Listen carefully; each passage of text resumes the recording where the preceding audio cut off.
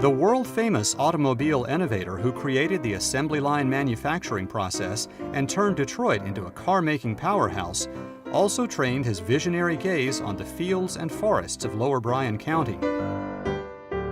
Ford and his wife Clara came here in the 1920s looking for a southern winter getaway and found much more.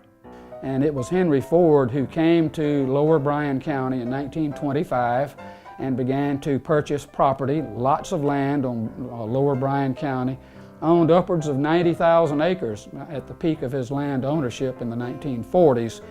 And he came to Richmond Hill with the hopes of developing a rubber plantation to go along with his Detroit Ford Motor Company.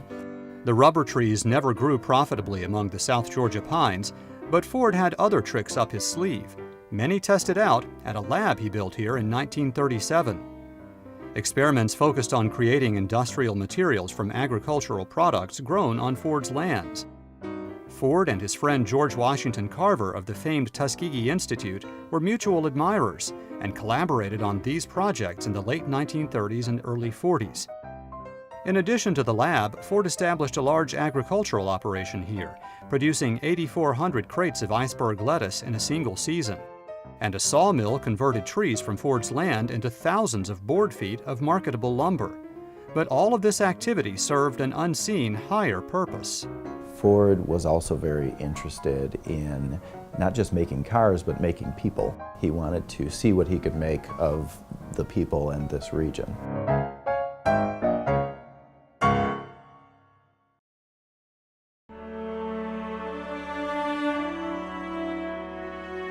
In other words, Henry Ford wanted to create the perfect American community here in Lower Bryan County.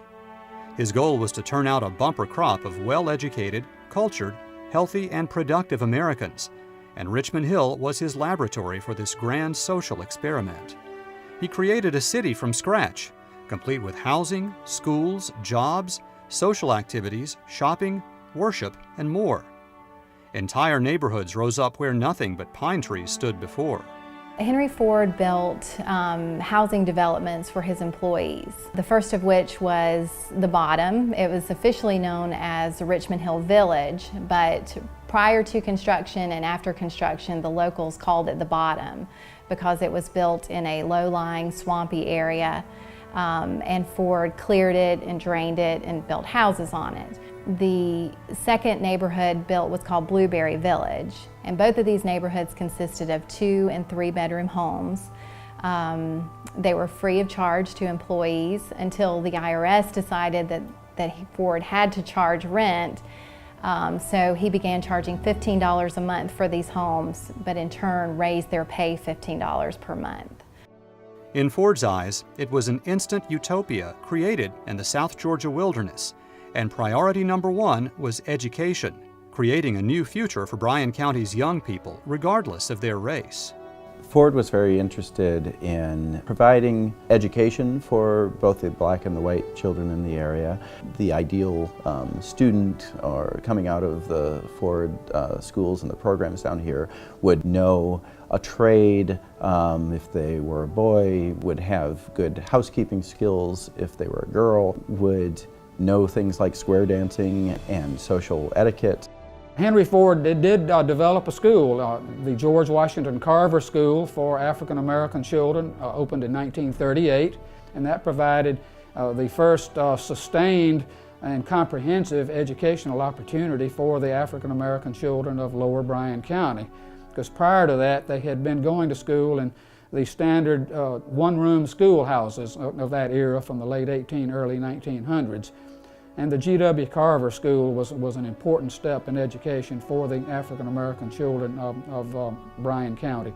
All his workers knew that one of his pet projects was the George Washington Carver School. He felt like he really wanted to give that community here a leg up and an opportunity to succeed. Ford also succeeded in eradicating one of Bryan County's most persistent and insidious scourges, mosquito-borne malaria, which sickened a majority of the people who lived here and claimed many lives.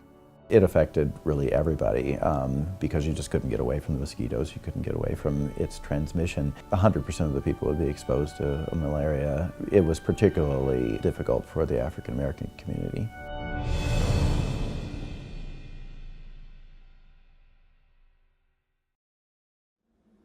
Of course, the Fords made sure to build a comfortable home for themselves in Lower Bryan County as well. Using bricks from the early 19th century Hermitage plantation on the Savannah River, the couple created their southern dream home.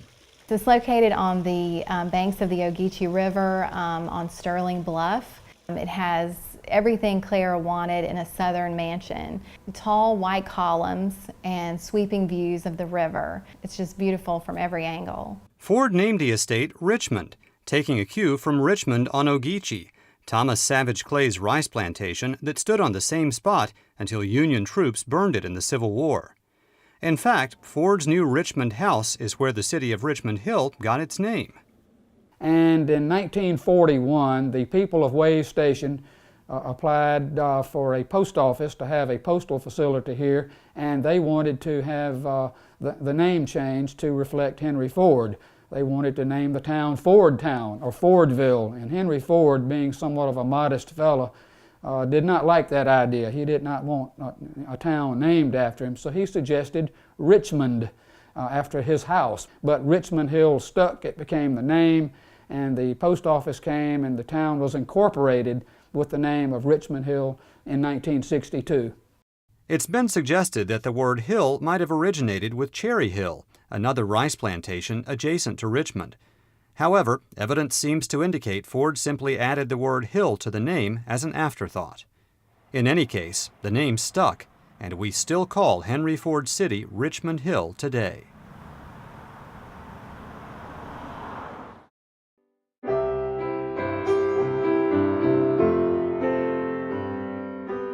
In all, Henry Ford built close to 300 structures in Richmond Hill.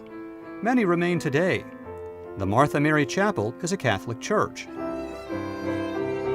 The community house and the courthouse annex still stand in the center of town.